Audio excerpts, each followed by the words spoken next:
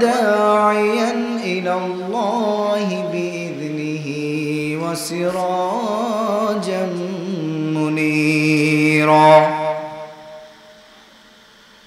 فقد قال الله تعالى في كلامه المجيد وفرقانه الحميد أعوذ بالله من الشيطان الرجيم ببركة بسم الله الرحمن الرحيم إن الله وملائكته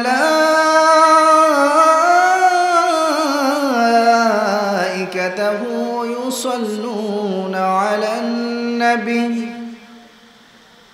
يا أيها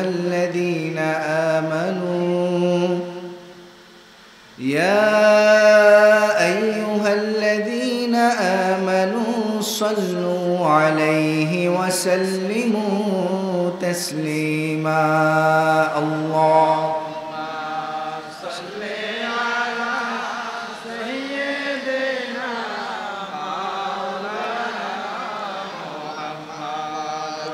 وعلى آله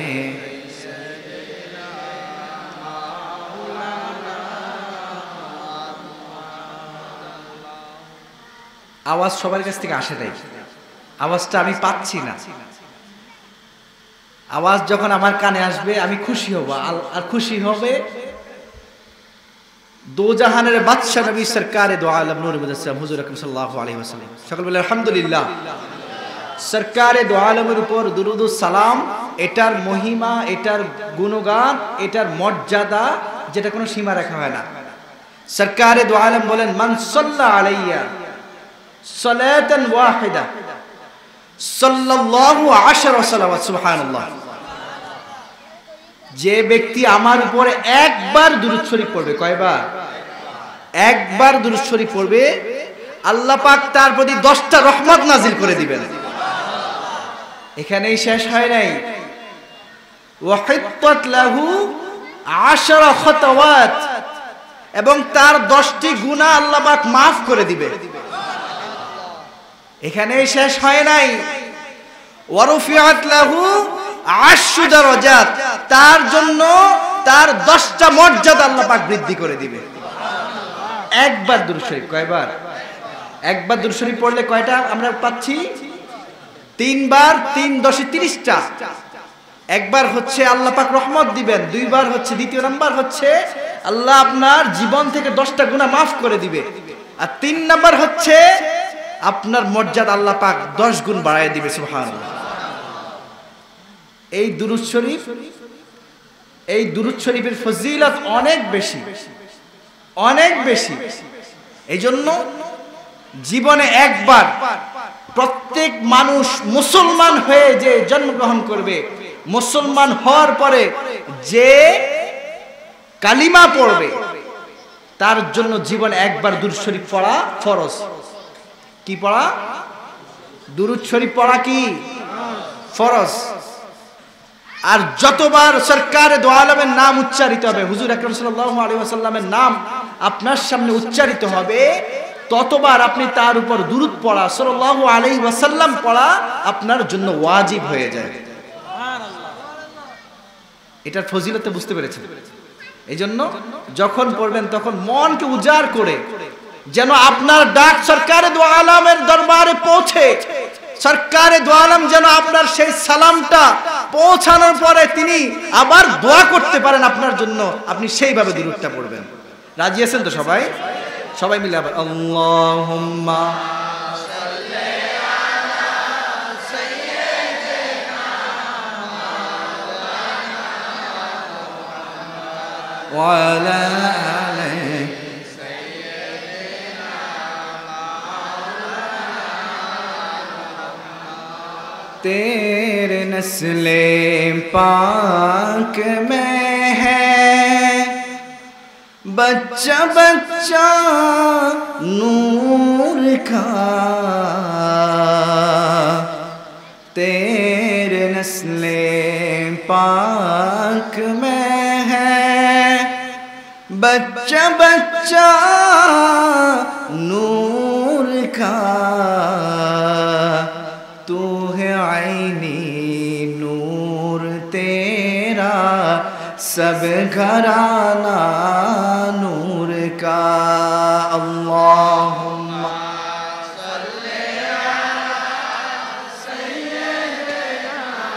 مولانا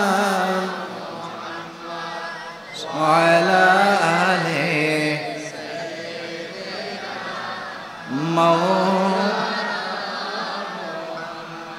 اللهم صل على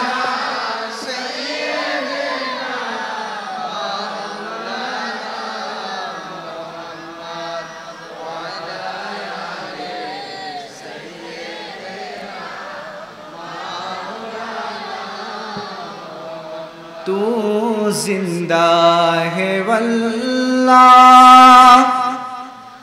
تو زندہ ہے واللہ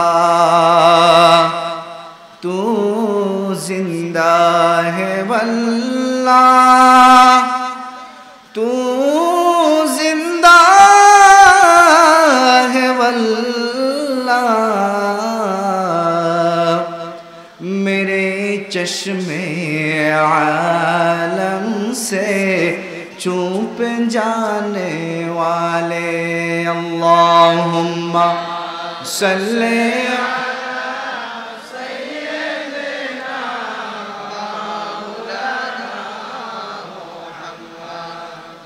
وعلى آله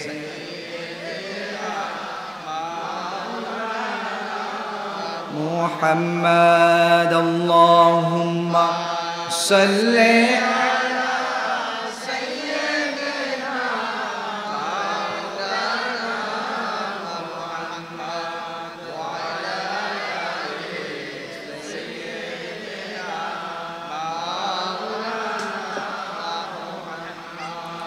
اللهم صل وسلم وبارك عليه شكرا لك الحمد لله الله أكبر سبحان الله سبحان الله وبحمده سبحان الله العظيم سبحان الله وبحمده এই দোয়াটা সুবহানাল্লাহি ওয়া বিহামদিহি সুবহানাল্লাহিল আযীম বুখারী শরীফের সর্বশেষ যে হাদিসটা বাচ্চারা বাবারা তোমরা একটু কথা যদি না বলতে পারো তাহলে আলহামদুলিল্লাহ আমাদের সুবিধা হবে সুবহানাল্লাহি ওয়া বিহামদিহি সুবহানাল্লাহিল আযীম বুখারী শরীফের সর্বশেষ হাদিস যেটা এটা হচ্ছে কালিমাতানে হাবিবাতানে ইলার রহমান সরকারে দো আলম বলতেছেন হুজুর আকরাম সাল্লাল্লাহু আলাইহি ওয়াসাল্লাম বলতেছেন কালিমাতানে হাবিবাতানে এই দুইটা শব্দ আল্লাহর দরবারে এত বেশি প্রিয় খফিফাতানি আলাল লিসান এটা যদি উচ্চারণ করেন আপনার জিহ্বায় তেমন একটা অনুভব হবে না কিন্তু সাকিলাতানি ফিল মিজান যখন আপনার আমলনামা পাল্লায় উঠানো হবে মিজানে উঠানো হবে আপনার আমলনামা যেই নেক আমলনামাগুলো আছে এই দুরুদের উসিলায় এই হামদের উসিলায় আল্লাহ পাক আপনার সেই আমলনামা নেক আমলনামাকে আল্লাহর দরবারে আরো বেশি ওজন করে দেওয়া হবে ওজন করে দেওয়া হবে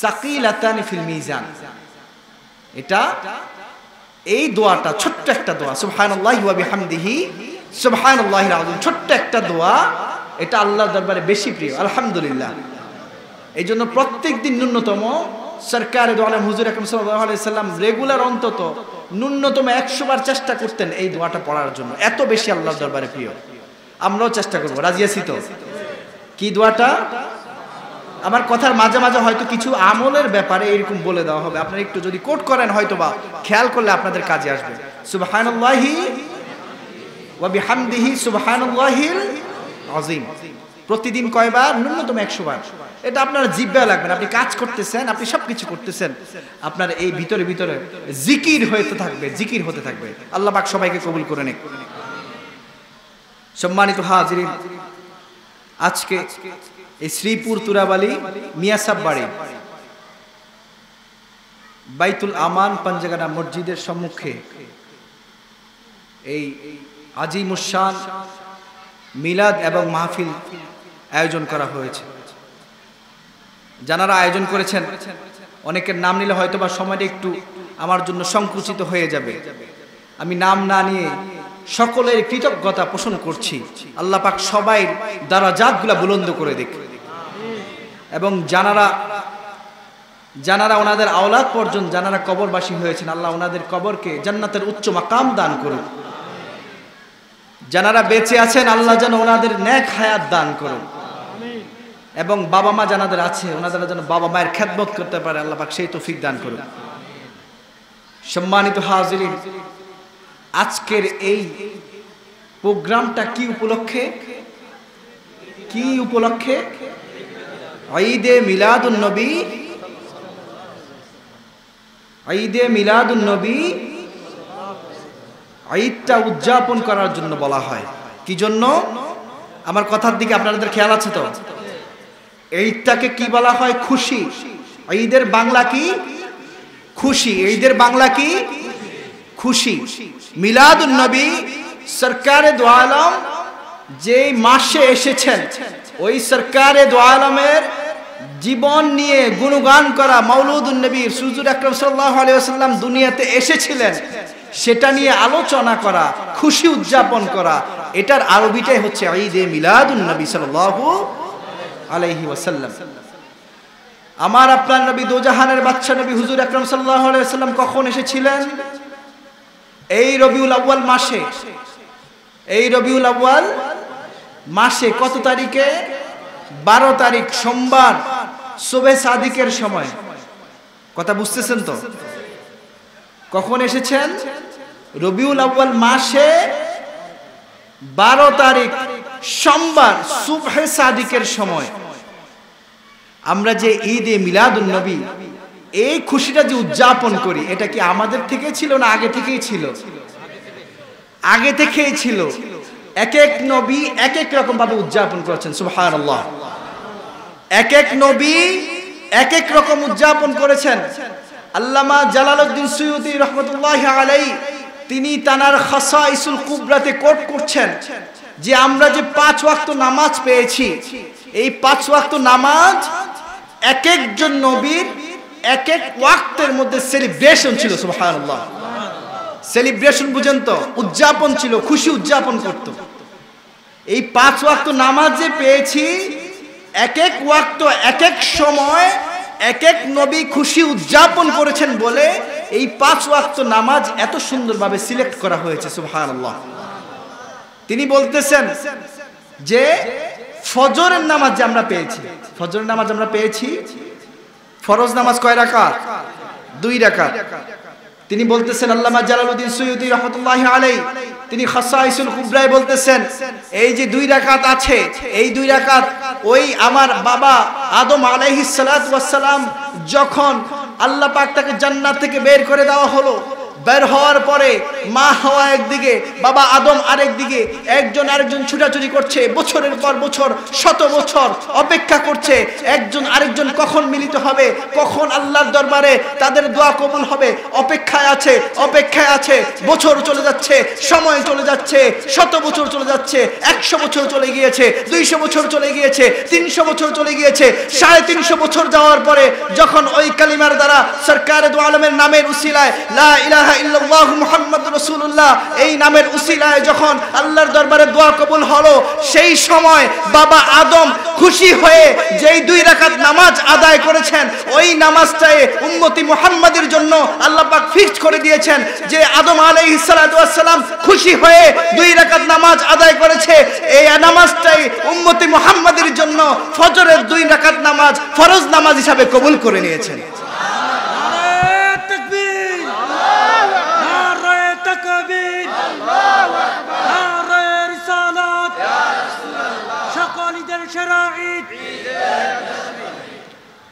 ফজরের নামাজ 2 রাকাত আল্লাহ এইভাবে সুন্দর করে কবুল করেছেন। আলহামদুলিল্লাহ। তারপরে আসে কোন ওয়াক্ত? জোহর। কোন ওয়াক্ত? আপনাদের খেয়াল আছে তো? আমার কথা দিকে একটু খেয়াল করবেন, তাহলে আমার বলতে সুবিধা হবে। জোহরের ওয়াক্ত, জোহরের ওয়াক্ত কবুল করা হয়েছে। ইব্রাহিম আলাইহিস সালাতু ওয়াস সালাম যখন আল্লাহর দরবারে দোয়া করেছে, ওয়াব্বি হাবলি মিনাস সলিহিন, আল্লাহ আমাকে একটা সুসন্তান দাও, আল্লাহ আমার একটা সুসন্তান দাও। যখন তার দোয়া আল্লাহর দরবারে কবুল হয়েছিল, ইসমাঈল আলাইহিস সালাতু ওয়াস সালামের খবর এসেছে, জিবরাইল আমিন খবর পৌঁছে দিয়েছে যে তোমার দোয়া আল্লাহর দরবারে কবুল হয়েছে, তুমি বৃদ্ধ বয়সে আল্লাহ তোমাকে একটা সন্তান দিবে। ওই সন্তানের নাম হচ্ছে ইসমাঈল। পরবর্তীতে নাম রাখা হয়েছিল। যখন আল্লাহর দরবার থেকে ঘোষণা আসলো এই তোমার দোয়া কবুল হয়েছে, তুমি নামাজ পড়ো, আল্লাহর ডাকে সাড়া দাও, তখন ইব্রাহিম আলাইহিস সালাতু ওয়াস সালাম খুশি হয়ে 4 রাকাত নামাজ আদায় করেছিলেন। ওই নামাজ আল্লাহ খুশি হয়ে উম্মতে মুহাম্মাদের জন্য এই ওয়াক্তের মধ্যে, জোহরের ওয়াক্তের মধ্যে 4 রাকাত নামাজ কবুল করে নিয়েছেন। জোহর গেল, আসর ওয়াক্ত হলো, আসরের নামাজ। এটা বলতেছিলাম কি সেলিব্রেশন, এক এক নবী এক এক রকম ভাবে উদযাপন করেছে। আসরের নামাজ আসার পরে উজাইর আলাইহিস সালাতু ওয়াস সালাম, যিনি 100 বছর ঘুমিয়েছিলেন, সুবহানাল্লাহ, 100 বছর ঘুমিয়েছিলেন। কত বছর? আল্লাহ পাক বলেন ক্বালা কাম লাবিসতা, ক্বালা লাবিসতু ইয়াওমান আও বা'দা ইয়াওম, ক্বালা বাল লাবিসতা মি'আতা আমিন ফানজুর ইলা তুআমিকা ওয়া শারাবিকা লাম ইয়াতাসান্না। উজাইর আলাইহিস সালাতু ওয়াস সালামকে যখন তার সঙ্গীরা জিজ্ঞেস করলো, উজাইর তুমি কতদিন ঘুমিয়েছো? তিনি বলেন ইয়াওমান আও বা'দা ইয়াওম। তখন আল্লাহ পাক বলে দিচ্ছে ক্বালা বাল লাবিসতা মি'আতা আমিন ফানজুর ইলা তুআমিকা ওয়া শারাবিকা লাম ইয়াতাসান্না। তুমি তো একদিন ঘুমাও নাই, 2 দিন ঘুমাও নাই, 1 সপ্তাহ ঘুমাও নাই, তুমি 100 বছর ঘুমিয়েছিলে, তুমি 100 বছর ঘুমিয়েছিলে। সুবহানাল্লাহ বলবেন না? এটা অস্বীকার করার কোনো সুযোগ আছে? আল্লাহ পাক পবিত্র কোরআনে বলছেন ক্বালা কাম লাবিসতা, ক্বালা লাবিসতু ইয়াওমান আও বা'দা ইয়াওম, ক্বালা বাল লাবিসতা মি'আতা আমিন ফানজুর ইলা তুআমিকা ওয়া শারাবিকা লাম ইয়াতাসান্না। শুধু ঘুমিয়েছে তাই নয়, উজাইর আলাইহিস সালাতু ওয়াস সালাম যখন ঘুমিয়েছে, ঘুমানোর পরে তানার খাবারগুলা যেইভাবে রেখেছে,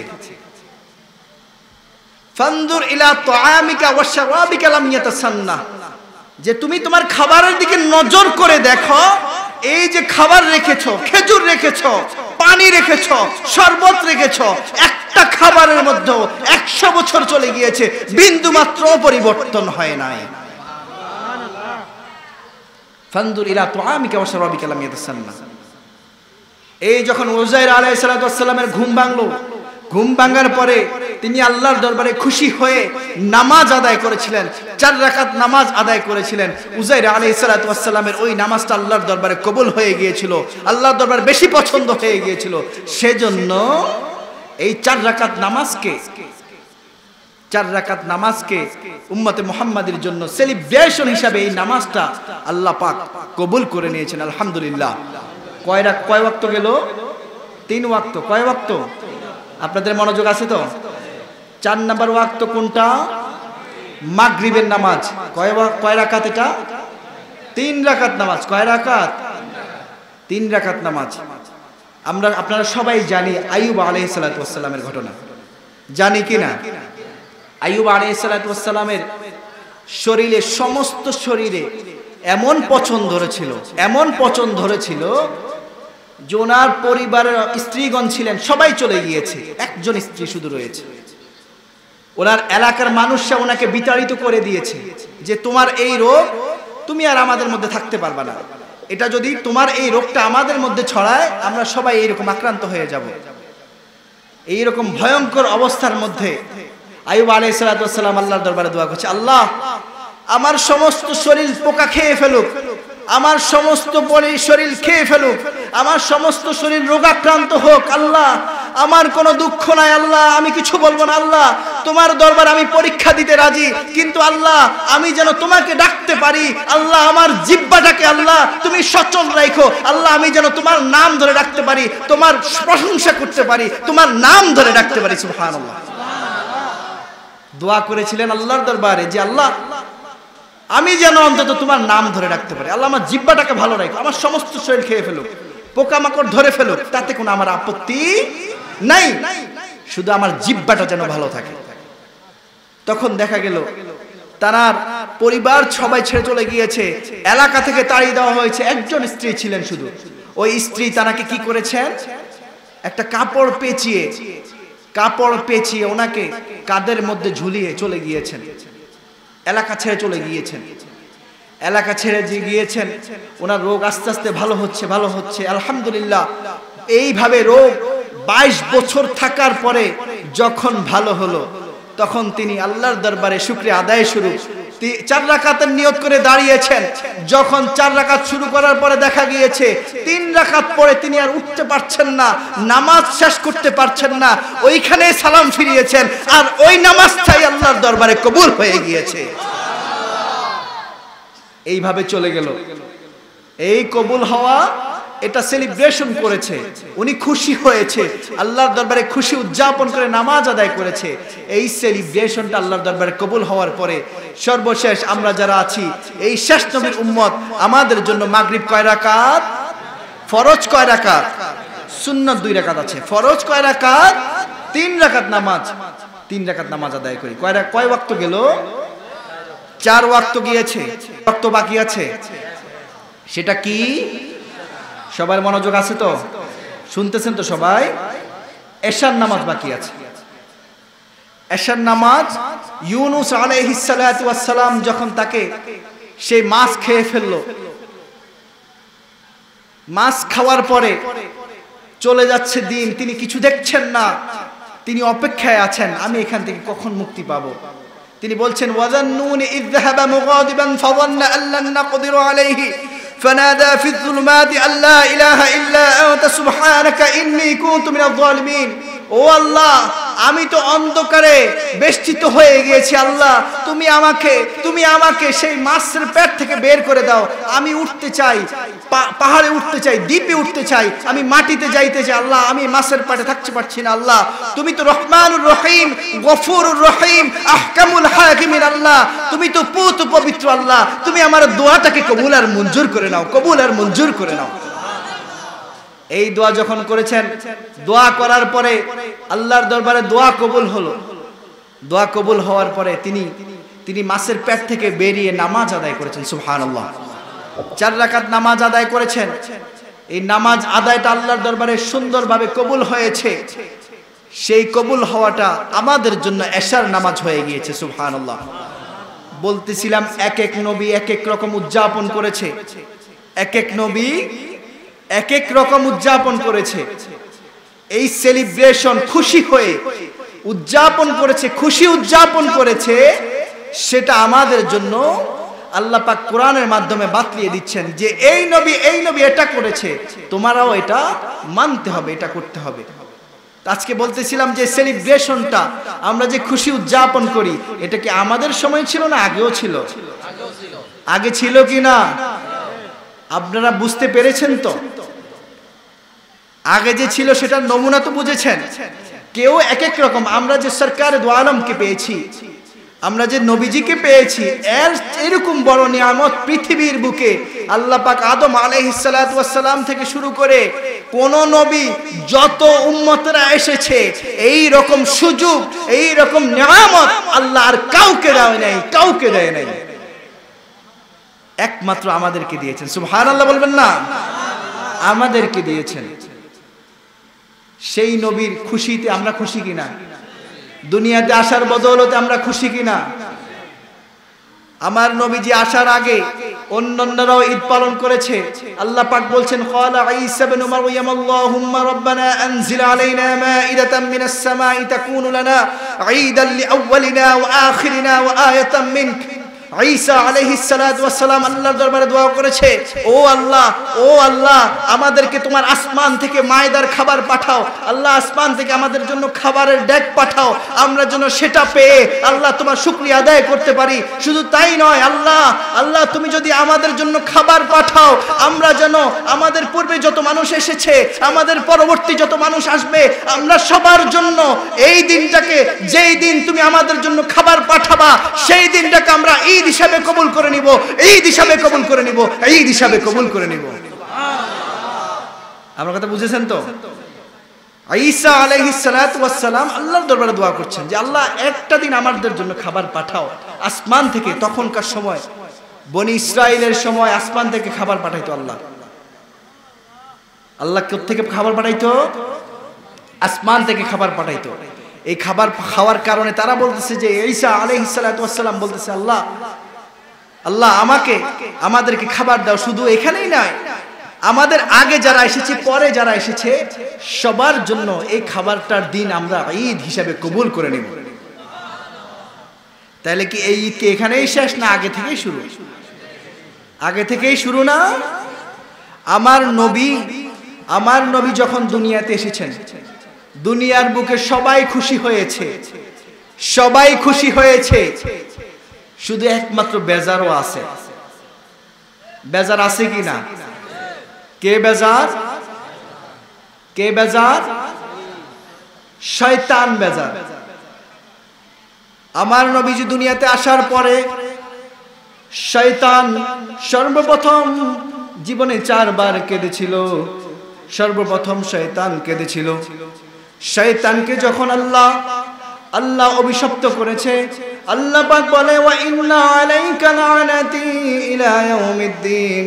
ও শয়তান, ও ইবলিস, তোমাকে আমি লানত দিচ্ছি, তোমাকে আমি লানত দিচ্ছি। শুধু এখন নয়, যতদিন পর্যন্ত কিয়ামত সংঘটিত না হবে ততদিন পর্যন্ত আমি তোমাকে লানত দিচ্ছি, আমি তোমাকে অভিসম্পাত করতেছি। ও শয়তান, তুমি যেহেতু আদমকে সিজদা করো নাই, তুমি যেহেতু আমার কথা মানো নাই, তুমি পূর্বে যত ফেরেশতাদের প্রধান হও কিনা তাতে আমার কিছু যায় আসে না, কিন্তু তুমি আমার কথা মানো নাই, সেজন্য আমি তোমাকে অভিসম্পাত দিয়ে দিচ্ছি, তোমাকে আমি অভিশপ্ত করেছি।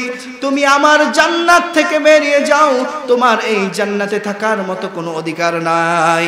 সকল বলি নাউজুবিল্লাহ। সর্বপ্রথম শয়তান কেঁদেছিল যখন তাকে অভিসম্পাত করা হয়েছে। আল্লাহ পাক বলেন ওয়া ইন্না আলাইকা লানাতি ইলা ইয়াউমিদ্দিন, তোমাকে আমি অভিসম্পাত করেছি, তুমি কিয়ামত পর্যন্ত, যতদিন কিয়ামত সংগঠিত না হবে ততদিন তুমি অভিশপ্ত হবে, ততদিন তুমি অভিশপ্ত হবে। শয়তান তখন হাউমাউ করে কেঁদেছিল। শয়তান তখন কি করেছিল? হাউমাউ করে কেঁদেছিল, কষ্ট পেয়েছিল। দ্বিতীয়বার শয়তান কেঁদেছিল। শয়তানকে যখন জান্নাত থেকে বের করে দেওয়া হয়েছে, আল্লাহ পাক বলেন ক্বালা ফাখরুজ মিনহা ফাইন্নাকা রাজিম। ও শয়তান, তুমি অভিশপ্ত হয়ে গিয়েছো, তুমি অভিশপ্ত হয়ে গিয়েছো। তোমার এই আমার জান্নাতে পবিত্রময় জায়গায় তোমার থাকার মতো কোনো অধিকার নাই, তুমি আজকের মধ্যে আমার জান্নাত থেকে বেরিয়ে যাও। দ্বিতীয়বার শয়তান আবার কেঁদেছে যখন তাকে জান্নাত থেকে বের করে দেওয়া হয়েছিল।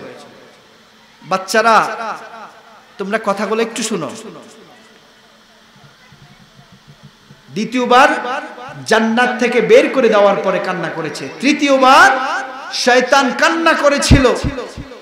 শয়তান কান্না করেছিল আপনার নবী, দো জাহানের বাদশা নবী হুজুর আকরাম সাল্লাল্লাহু আলাইহি ওয়াসাল্লাম যখন রবিউল আউয়াল মাসের 12 তারিখে সোমবার সুবহে সাদিকের সময় যখন আল্লাহর তরফ থেকে প্রেরিত নিয়ামত দুনিয়ার বুকে এসেছিল, দুনিয়ার বুকে পয়গাম করেছিল, তখন শয়তান তৃতীয় নাম্বার 12 হাউমাউ করে কষ্ট পেয়ে কেঁদেছিল। আল্লাহু আকবার। শয়তান বুঝে গিয়েছিল যে তার অস্তিত্ব নিয়ে টান দিচ্ছে, তার আর অবস্থান নাই, তার যত কুমন্ত্রণা আছে সবকিছুর মধ্যে আল্লাহ পাক অস্তিত্ব তার বিলীন করে দিবে, সেজন্য শয়তান কান্না করেছিল। চতুর্থবার শয়তান কান্না করেছিল যখন সূরাতুল ফাতিহা, কোন সূরা আমরা নামাজে পড়ি কিনা, আমরা কি সূরা পড়ি শুরু করে সবাই পারেন তো? আলহামদুলিল্লাহি রাব্বিল আলামিন আর রহমানির রহিম মালিকি ইয়াউমিদ্দিন ইয়াকা না'বুদু ওয়া ইয়াকা নাস্তাঈন। সবাই বলেন না আমার সাথে, ইহদিনাস সিরাতাল মুস্তাকিম সিরাতাল লাযীনা আন'আমতা আলাইহিম গায়রিল মাগদুবি আলাইহিম ওয়ালাদ-দাল্লিন। শয়তান চতুর্থবার কান্না করেছিল যখন এই সূরা নাজিল হয়েছিল। এই সূরাতুল ফাতিহা নাজিল হয়েছিল, যাকে বলা হয় সূরাতুশ শিফা, যাকে বলে সূরাতুদ দাওয়া, যাকে বলা হয় উম্মুল কিতাব, যেই সূরাটার নাম বলা হয় ফাতিহাতুল কিতাব। সুবহানাল্লাহ। এই সূরাটা এত পরিমাণ আল্লাহ পাক এটার মধ্যে গুণান্বিত করেছেন, মহিমান্বিত করেছেন, পুরা কোরআনের একটা প্যাকেজ এই সূরার মধ্যে আল্লাহ পাক দিয়ে দিয়েছেন। সুবহানাল্লাহ। এইজন্য আমরা প্রত্যেক ওয়াক্তে, প্রত্যেক রাকাতে এই সূরাটা পড়ে থাকি।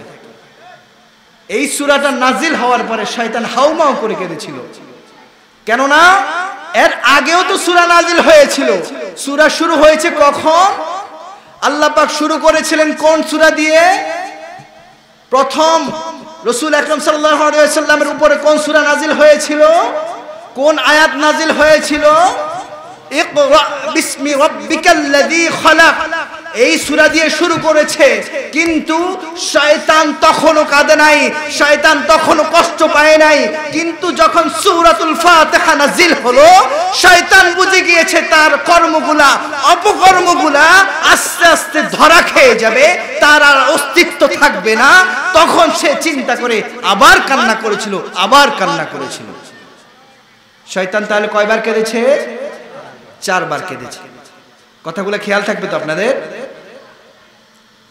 এই শয়তান কাদার পরে শয়তানের অনুসারীরা এখনো আছে কিনা? আছে কিনা? আমার কথা বুঝতেছেন তো আপনারা? শয়তানের অনুসারীরা আছে কিনা? থাকবে কিনা? কিয়ামত পর্যন্ত তাদের এই কুমন্ত্রণা চলবে কিনা? এটা নয়, এটা নয়, ওটা ভালো, এটা খারাপ, এগুলা বলে মানুষের আমলের মধ্যে ভাটা দিতে যাচ্ছে। মানুষের আমলের মধ্যে তারা একটা ফারাক দেওয়ার চেষ্টা করছে। এরা নিশ্চয়ই কোনো ভালো মনের মানুষ নয়, এরা ভালো চিন্তা করে না। এরা যদি ভালোই হইতো, আরে আমরা কার গুণগান গাচ্ছি? এই যে আজকের আলোচনা, এখান থেকে কোরআন এবং হাদিসের আলোচনা বের হয়। এখানে তো কোনো গান বাজনা হয় না, কোনো মানুষের কিছু বলা হয় না। শুধু কোরআন এবং সুন্নাহ গবেষণা করে যেটা পাওয়া যায় সেটা নিয়ে আলোচনা হয়। তাহলে তোমাদের এত সমস্যা কোথায়? তোমাদের এত সমস্যা কোথায়? এরা কিন্তু লেগেই আছে। মিলাদুন নবী হুজুর আকরাম সাল্লাল্লাহু আলাইহি ওয়াসাল্লাম পৃথিবীর বুকে সর্বোচ্চ নিয়ামত আল্লাহ পাক দিয়েছেন রাসূল আকরাম সাল্লাল্লাহু আলাইহি ওয়াসাল্লাম। আল্লাহ পাক নিয়ামত দিয়েছেন, বলেছেন যে এটার শুকরিয়া আদায় করো। আল্লাহ পাক বলেন ওয়াশকুরু নি'মাতাল্লাহি ইন কুনতুম ইয়াহু তা'বুদুন, তোমরা আল্লাহর শুকরিয়া আদায় করো যে নিয়ামত দেওয়া হয়েছে, এজন্য তোমরা শুকরিয়া আদায় করো যদি আল্লাহর বান্দা হয়ে থাকো। কি হয়ে থাকো? আল্লাহর বান্দা হয়ে থাকলে এটা শুকরিয়া আদায় করতে হবে। এখন চিন্তা করতে হবে আমি আল্লাহর বান্দা কতটুকু আছি, ঠিক কিনা? আমার কথা বুঝতেছেন তো আপনারা? আল্লাহর বান্দা কতটুকু আছি আমি আপনি, এটা তো বুঝতেছেন। এজন্য আল্লাহ পাক বলেন ওয়াশকুরু নি'মাতাল্লাহ, তোমরা শুকরিয়া আদায় করো যে আল্লাহর যেটা নিয়ামত পেয়েছো। এই নিয়ামতটা কি? হুজুর আকরাম সাল্লাল্লাহু আলাইহি ওয়াসাল্লাম পৃথিবীর শ্রেষ্ঠ নিয়ামত। আল্লাহ পাক আগেও জানিয়ে দিয়েছেন বনি ইসরাইলদেরকে, ও বনি ইসরাইল, তোমাদেরকে আমি যে নিয়ামত দেই সেটা শুকরিয়া আদায় করো। আল্লাহ পাক বলেন ইয়া বনি ইসরাইল আযকুরু নি'মাতি আল্লাতী আন'আমতু আলাইকুম ওয়া আন্নী ফাদ্দালতুকুম আলাল আলামিন। ইয়া বনি ইসরাইল আযকুরু নি'মাতি আল্লাতী আন'আমতু আলাইকুম ওয়া আউফু বিআহদি উফি বিআহদিকুম ওয়া ইয়্যায়া ফারহাবুন। আল্লাহ পাক অসংখ্য জায়গায় বলে দিচ্ছেন ও বনি ইসরাইল, ও বনি ইসরাইল, তোমরা শুনে রাখো, তোমাদের প্রতি আমি যে নিয়ামত দিয়েছি সেই নিয়ামতের শুকরিয়া আদায় করো। যেই নিয়ামতে দিয়েছি সেটার শুকরিয়া আদায় করো। তার মানে আল্লাহ শিক্ষা দিচ্ছেন যে নিয়ামতে আমরা পাবো সেটার শুকরিয়া কি করব? আদায় করব। কি করব? এটা কি আমাদের জন্য নিয়ামত কিনা? আল্লাহ পাক বলেন কুল বিফাদলিল্লাহি ওয়া বিরহমাতিহি ফাবিযালিকা ফালইফরাহু হুয়া খায়রুম মিম্মা ইয়াজমাউন। আল্লাহ পাক বলে দিচ্ছেন ও আমার হাবিব, ও আমার হাবিব, আপনি বলে দিন আল্লাহর তরফ থেকে যেই রহমত দেওয়া হয়েছে, যেই ফজল দেওয়া হয়েছে, আল্লাহ তোমরা এটা পেয়ে তোমরা আল্লাহর দরবারে শুকরিয়া আদায় করো, আল্লাহর দরবারে খুশি উদযাপন করো। তোমরা যে এই নিয়ামতটা পেয়েছো, তোমরা মনে মনে যে খুশি হয়েছো, তোমরা আল্লাহ যে নিয়ামত দিয়েছে ওই নিয়ামত পেয়ে আল্লাহর দরবারে শুকরিয়া আদায় করো, আল্লাহর দরবারে শুকরিয়া আদায় করো। সুবহানাল্লাহ। এটা কি নিয়ামত কিনা? আল্লাহর দরবার থেকে নিয়ামত। হুজুর আকরাম সাল্লাল্লাহু আলাইহি ওয়াসাল্লাম দুনিয়ার বুকে সর্বোচ্চ নিয়ামত। হুজুর আকরাম সাল্লাল্লাহু আলাইহি ওয়াসাল্লাম এই নিয়ামত, হুজুর আকরাম সাল্লাল্লাহু আলাইহি ওয়াসাল্লাম যখন দুনিয়ার বুকে এসেছেন, এই আসার আগে ঈসা আলাইহিস সালাতু ওয়াস সালাম থেকে শুরু করে নবীর হুজুর আকরাম সাল্লাল্লাহু আলাইহি ওয়াসাল্লামের আগে কোন নবী ছিলেন? আপনারা বুঝতেছেন তো? কোন নবী ছিলেন?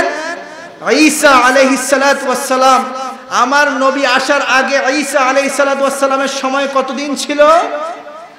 500 বছর। কতদিন? 500 বছর। আমার নবী আসার আগে ঈসা আলাইহিস সালাতু ওয়াস সালাম যাওয়ার পরে কতদিনের সময় ছিল? পার্থক্য ছিল কতদিন? 500 বছর। এই 500 বছরের মধ্যে ইতিহাসে যাকে বলা হয় জাহিলি যুগ। কি বলা হয়? এই জাহিলি যুগে কি হতো? নারীদেরকে বিবস্ত্র করে কষ্ট দেওয়া হতো, জ্যান্ত মেয়েদেরকে পুঁতে ফেলা হতো, কবর দিয়ে দেওয়া হতো, এবং মেয়েদেরকে এরা মনে করতো এটা একটা অভিশাপ, আল্লাহর দরবার থেকে এটা অভিশাপ, নাউজুবিল্লাহ। এই মনে করে এই মেয়েগুলাকে মারতো না, ওরা না মেরে কষ্ট দিতে দিতে দিতে জ্যান্ত কবর করে দিত।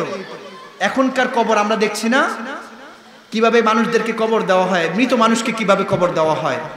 কিন্তু নিজের আপন সন্তান, নিজের আপন মেয়েকে একজন বাবা হয়ে সে নির্মম ভাবে তার সন্তানকে মায়ের সামনে কবর দিয়ে দিত, নাউজুবিল্লাহ। এটা কোন সময় ছিল? জাহিলি যুগ। ইতিহাস যেটাকে জাহিলি যুগ বলে। এই সময় মেয়েদেরকে জ্যান্ত কবর দেওয়া হতো, বিভিন্ন মূর্তির পূজা হতো, মদ শরাব পান করা হতো। এমন কোনো খারাপ কাজ নাই যেটা করা হতো না। সমস্ত যত ধরনের খারাপ কাজ আছে সব খারাপ কাজ এই জাহিলি যুগ হইতো, নাউজুবিল্লাহ। আপনারা শুনলে অবাক হয়ে যাবেন। এই জাহিলি যুগে আপন স্বামী তার স্ত্রীকে, আমরা যাদের স্ত্রী আছে আমরা যথাযথ মর্যাদা দেওয়ার চেষ্টা করি কিনা? স্ত্রী যাদের আছে আমরা সর্বোচ্চ সম্মান, যে যতটুকু সম্মান পাওয়ার ততটুকু সম্মান দেওয়ার চেষ্টা করি কিনা? কিন্তু এই জাহিলি যুগে স্ত্রী, তার স্বামী কি করতো? তার স্ত্রীকে ঘোড়ার লেজের সাথে বেঁধে দিত, নাউজুবিল্লাহ। ঘোড়ার লেজের সাথে বেঁধে দিত। শুধু তাই নয়, বাধ্য নারীকে বিবস্ত্র করে নারীর শরীর থেকে, তার স্ত্রীর শরীর থেকে সমস্ত কাপড় সরিয়ে দিয়ে উত্তপ্ত বালুর মধ্যে, মরুভূমির বালুর মধ্যে এই ঘোড়ার লেজের সাথে বেঁধে দিয়ে স্ত্রী যতক্ষণ পর্যন্ত লেজের মধ্যে বাঁধা অবস্থায় জীবিত থাকতো, জ্যান্ত থাকতো, ততক্ষণ পর্যন্ত ওই স্বামী, ওই পাষণ্ড স্বামী খুশি নিত, মজা পাইতো যে স্ত্রী এভাবে মরছে। সে হাস্যস্য করত, সে এটাতে খুশি হইতো। আল্লাহু আকবার, আল্লাহু আকবার। এত পরিমাণ নির্মম ভাবে নারীদের উপর অত্যাচার করা হতো। নাউজুবিল্লাহ বলবেন না? নারীদেরকে নির্মম ভাবে অত্যাচার করা হইতো। আমার নবী আসার আগে যত ধরনের পাপ কাজ আছে সমস্ত কিছু হইতো। আপন সন্তানকে বিবাহ করা, আপন মায়ের সাথে জিনা করা, আপন সন্তানের সাথে জিনা করা, এমন কোন কাজ ছিল না যেটা তখন জাহিলি যুগ হয় নাই। কিন্তু আমার নবী যখন দুনিয়ার বুকে তাশরিফ এনেছেন, ওই অমানুষগুলার সাথে তাদের সাথে যুদ্ধ ঘোষণা করে দিয়েছিলেন যে এমন কাজ আমি জীবিত থাকা অবস্থায়, আমার যতটুকু পর্যন্ত আল্লাহ পাক আমাকে রেখেছেন, আমি ততক্ষণ পর্যন্ত এমন কাজ হতে দিব না। আমার জান চলে যাইলে যাক, আমি এমন কাজ করতে দিব না।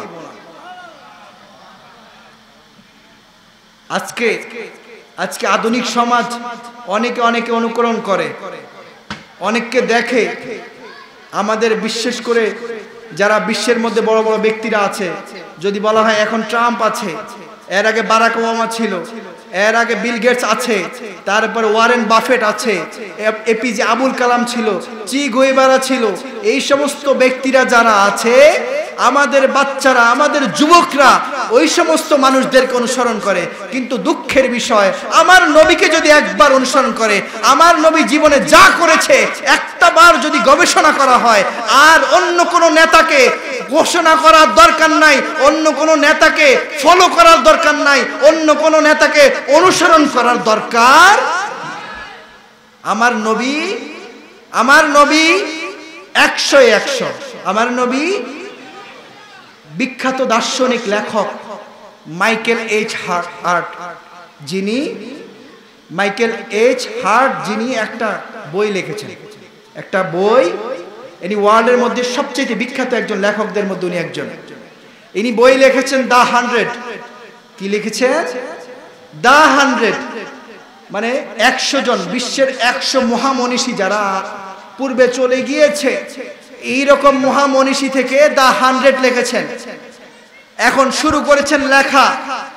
100 জন শুরু করার আগে শুরু করতে হবে কোত্থেকে, কখন থেকে? 1 নম্বর থেকে নাকি 100 থেকে? কোত্থেকে শুরু করতে হবে? 1 নাম্বার থেকে শুরু করতে হবে।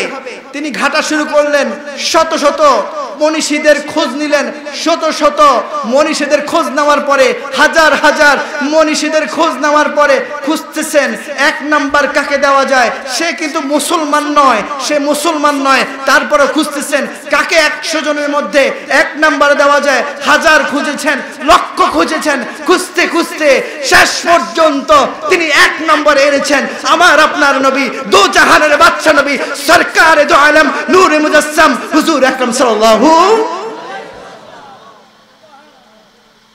তিনি খুঁজতেছেন যে কাকে দেওয়া যায় 1 নম্বরে। তখন তাকে জিজ্ঞেস করা হলো, আপনি একজন অমুসলিম, আপনার ধর্মে তো অনেক নেতা আছে, আপনি তো চাইলে তাদের নামও লিখতে পারতেন। কিন্তু তিনি বলেন, আমি যার নাম 1 নম্বরে লিখেছি ওই নামের সমকক্ষ আমি কাউকে আর চোখে দেখি না, আমি কাউকে আর খুঁজে পাই না। এই জন্য বলছিলাম, যদি গবেষণা করা হয় আমার নবীজিকে নিয়ে, আর দুনিয়ার বুকে আর কিছুর দরকার নাই। আর কি হলো না হলো, কে কি করলো না করলো, এটা দেখার দরকার। আমার নবীজির যত আমল আছে সবকিছু যদি গবেষণা করা হয়, একটা একটা করে যদি গবেষণা করি, সবকিছু পথ আমাদেরকে সেই পথ থেকে বাতলিয়ে দিবে। ঠিক কিনা? ঠিক কিনা? আমার নবীজি দুনিয়াতে আসলেন, দুনিয়াতে আসার পরে যখন ইসলামের বার্তা পৌঁছতে লাগলেন, সবার দ্বারে দ্বারে গিয়ে, দুয়ারে দুয়ারে গিয়ে পৌঁছানোর পরে আমার নবীজির কথা অনেকে মানছেন, অনেকে মানছেন না, অনেকে পছন্দ করছেন, অমুসলিমরা পছন্দ করছে না, কাফের মুশরিকরা নবীজির উপর অত্যাচার শুরু করে দিল। অত্যাচার শুরু করে দেওয়ার এক পর্যায়ে আমার নবীজি আর সইতে পারলেন না, আমার নবীজি আর সইতে পারেন নাই। একদিন নবীজি কাবা শরীফে তাওয়াফ করছেন। কি করছেন? তাওয়াফ। কয় তাওয়াফ করি আমরা যারা হজে যাই? এক তাওয়াফে কয় চক্কর জানেন কেউ? 7 চক্কর দেওয়া লাগে। কয় চক্কর? 7 চক্কর। এক তাওয়াফে কয় চক্কর? 7 বার ঘোরা লাগে। একবার যদি তাওয়াফ করতে হয় আপনাকে 7 বার ঘোরা লাগবে। আমার নবীজি যখন ঘোরা শুরু করলেন, কাবা শরীফের চারপাশ দিয়ে ঘোরা শুরু করলেন, এই তখন কাবা শরীফের মধ্যে মূর্তি ছিল, দরজার মধ্যে মূর্তি ছিল। এই মূর্তিদের সামনে এসে অমুসলিমরাও তাওয়াফ করত, কিন্তু তাওয়াফ করে এসে যখন এই মূর্তির সামনে আসতো, মূর্তিকে আবার সিজদা করতো। নাউজুবিল্লাহ। আমার নবীজি যখন শুরু করলেন, তাওয়াফ করা শুরু করলেন, একবার চক্কর দিলেন, ওই দরজা পেরিয়ে সামনে চলে গিয়েছেন। মুশরিকরা দূর থেকে ফলো করছেন যে এ তো সিজদা করছে না, এ তো সিজদা করছে না, তাহলে কি করা যায়? তারা চিন্তা করতে লাগলো। আবার নবীজি দ্বিতীয় চক্কর শুরু করলেন। দ্বিতীয় চক্কর শুরু করার পরে আবার শুরু করতে করতে যখন কাবা শরীফের দরজার সামনে আসলো, আসার পরে নবীজি যখন দ্বিতীয়বারও এই মূর্তিকে সিজদা করে নাই, এরা সহ্য করতে পারে নাই। আবার দেখলো নবীজি কি করে। তৃতীয়বার যখন নবীজি ঘুরে এসে তাওয়াফ করে এসে আবার কাবা শরীফের দরজার সামনে সেই মূর্তিকে সিজদা করলো না, এই মুশরিকরা আর সহ্য করতে পারে নাই। এরা কি করেছে, আমার নবীজির শরীর মুবারকে চাদর মুবারক ছিল, এরা দুইজন দুই দিক থেকে এসে নবীজির চাদর মুবারককে একজন এক দিক থেকে টান দিয়ে, দুইজন দুই দিক থেকে টান দিয়ে নবীজির জান মুবারক নিয়ে যাইতে চাইলো, নবীজির জ্ঞানকে আটকে দিতে চাইলো, নবীজির নিঃশ্বাসকে আটকে দিতে চাইলো। আর নবীজি সহ্য করতে পারছেন না। দূর থেকে যখন আবু বকর দেখলেন, আবু বকর ডেকে উঠলেন, ইয়া রাসূলুল্লাহ, ইয়া রাসূলুল্লাহ, আপনার কি হচ্ছে? এরা কি করছে আপনাকে? ও মুশরিকরা, ও মুশরিকরা, তুমি তাকে ছেড়ে দাও, তাকে ছেড়ে দাও। ইনি হচ্ছেন সাইয়্যিদুল কাউনাইন, শাফিউল মুজনিমিন, ইমামুল আম্বিয়া। ওনাকে তোমরা এইভাবে কষ্ট দিও না। প্রয়োজনে আমার শরীরে তোমরা যত চাও, যত চাও আমার শরীরে কষ্ট দাও, আমি মেনে নিব, আমি কিছু করব না। তারপরও আমার নবীকে কষ্ট দিও না, আমার নবীকে কষ্ট দিও না। যখন বলা হলো, এই মুশরিকরা নবীজির শরীর মোবারকে চাদর ছিল এইভাবে, এইভাবে থাকার পরে দুইজন দুই দিক থেকে এসে টান দিল। টান দেওয়ার পরে যখন নবীজি কষ্ট পাচ্ছেন, কষ্ট আর সহ্য না করতে পারে, দূর থেকে আবু বকর দেখলো। দেখার পরে যখন বলা হলো, আবু বকর সিদ্দিক রাদিয়াল্লাহু তাআলা আনহু যখন বললেন যে এইরকম কষ্ট দিও না, এরা কি করেছে, তখন সরকারে দু আলমকে ছেড়ে দিয়েছে। রাসূল আকরাম সাল্লাল্লাহু আলাইহি সাল্লামের শরীর মুবারকের যে চাদর মুবারক ছিল সেটা ছেড়ে দিয়েছে। সেটা ছেড়ে দিয়ে আবার উত্তক্ত করা শুরু করলো আবু বকর রাদিয়াল্লাহু তাআলা আনহুকে। আবু বকর রাদিয়াল্লাহু তাআলা আনহুর শরীরে তারা আবার শুরু করলো অত্যাচার করা, অত্যাচার করা শুরু করলো। এদের তো রাগ আর থামছে না যে নবীজিকে চেয়েছি, ওনার উপরে আমরা অত্যাচার করতে পারি নাই, ওনার দমটা নিয়ে নিতে চাইছি, আমরা সেটা পারি নাই, আমরা তো এটা করেই ছাড়বো, কারো না কারো উপরে এটার অত্যাচার তো যাইতেই হবে। যখন দেখলো নবীজিকে পারে নাই, তারা শুরু করেছে সিদ্দিক আকবরকে। সিদ্দিক আকবরের উপরে যখন অত্যাচার করা হলো, আবু বকর রাদিয়াল্লাহু তাআলা আনহুর শরীর রক্তে ঘেমে গেল। তার ঘরে যখন তিনি ফিরে গেলেন, উম্মে কুলসুম তানার সন্তান, তানার মেয়ে দেখে বলতেছেন, ও বাবা, তোমাকে এই রকম কে করেছে? তোমার মাথা থেকে কারা রক্ত ঝরিয়েছে? তোমার শরীর থেকে কারা রক্ত ঝরিয়েছে? আবু বকর রাদিয়াল্লাহু তাআলা আনহুর দাড়ি ছিল বড় বড়, শরীরের পশম ছিল বড় বড়। এই অমানুষগুলা আবু বকর রাদিয়াল্লাহু তাআলা আনহুর শরীরের পশমকে জোরে জোরে টেনে পশম উঠিয়ে ফেলেছে, দাড়িগুলা টেনে টেনে দাড়িগুলা উঠিয়ে ফেলেছে, মাথার মধ্যে পাথর মেরে সমস্ত শরীর রক্তাক্ত করেছে। উম্মে কুলসুম দেখে বলে, ইয়া বাবা, এ বাবা, তোমাকে এটা কে করেছে? তোমাকে এটা কে করেছে? বাবা, আমি তো আর সহ্য করতে পারছি না, আমি তো আর সহ্য করতে পারছি না। এইভাবে কষ্ট দিয়েছে নবীজিকে না পেরে। এর আবু বকর রাদিয়াল্লাহু তাআলা আনহুর উপর অত্যাচার শুরু করে দিয়েছে।